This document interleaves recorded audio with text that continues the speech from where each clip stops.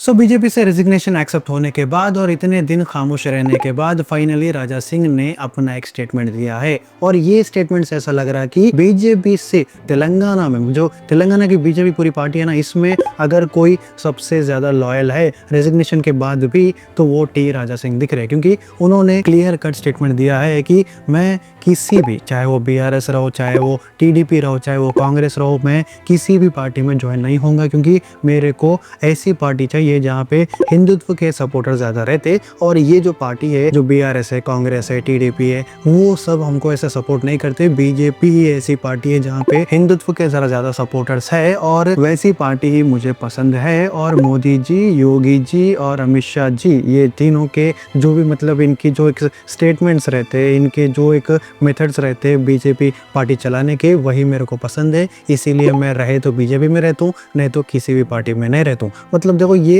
Loyalty prove करता कि resignation मिलने के बावजूद ये मतलब अपने जो बीजेपी पार्टी है, जो एक एक्स बीजेपी पार्टी बोल सकते हैं उनके लिए, वो अभी भी उसी से लॉयल है। अब इसके अलावा ये जो लॉयल्टी है बीजेपी से, वो इतनी ज्यादा है कि उन्होंने ये भी बोला है कि करंटली वो कौशाम्बी के एमएलए है। देखो, ऐसी बात है कि बाईपोल इलेक्शंस होने से पहले वो फिलहाल के लिए तो एमएलए है, मगर अब वो ये बोल रहे कि अगर बीजेपी पार्टी मेरे को अगर एक स्टेटमेंट दी कि आप उतर जाइए ये पर्टिकुलर सीट से, तो मैं उतरने के लिए भी रेडी हूँ, मैं बाईपोल इलेक्शंस के लिए भी रेडी हूँ। मगर यहाँ पे एक जो छोटा मोटा ट्विस्ट है वो ये है कि वो बाईपोल इलेक्शंस में इंडिपेंडेंटली ठहरते या फिर नहीं ठहरते कौशाम्बी से, उसके बारे में ज़रा ज़्यादा क्लैरिटी नहीं दी है। क्योंकि बाईपोल इलेक्शंस हुए तो बीजेपी की तरफ से माधवी लता वो पर्टिकुलर कौशाम्बी में ठहरने वाली है, ये सबको मालूम है, हम दूसरे वीडियो में बात कर रहे थे। मगर वो मतलब ये जो पर्टिकुलर सीट है, यहाँ पे राजा सिंह ठहरेंगे इंडिपेंडेंटली या फिर नहीं ठहरेंगे, ज़्यादा डिटेल में वो समझाए नहीं, मगर कहीं ना कहीं उनका बोलना यही है। और कहीं ना कहीं ऐसा दिख रहा कि अभी भी उनके पास छोटी मोटी उम्मीद है कि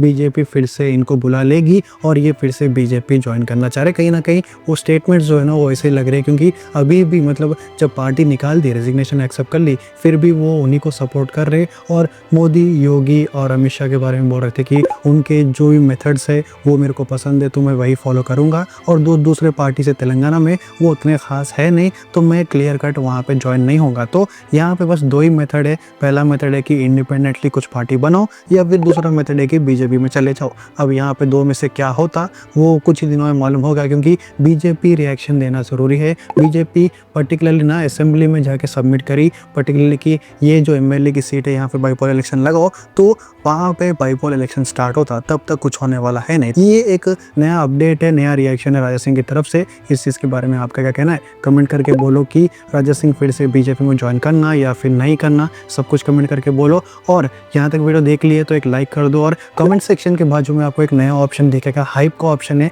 एक नया ऑप्शन है यूट्यूब की तरफ से, उसको क्लिक कर दो। अगर वो क्लिक कर दिए तो ये पर्टिकुलर वीडियो और ऊपर रैंक करता। और अगर कोई नए है यहाँ पे तो सब्सक्राइब भी कर लो।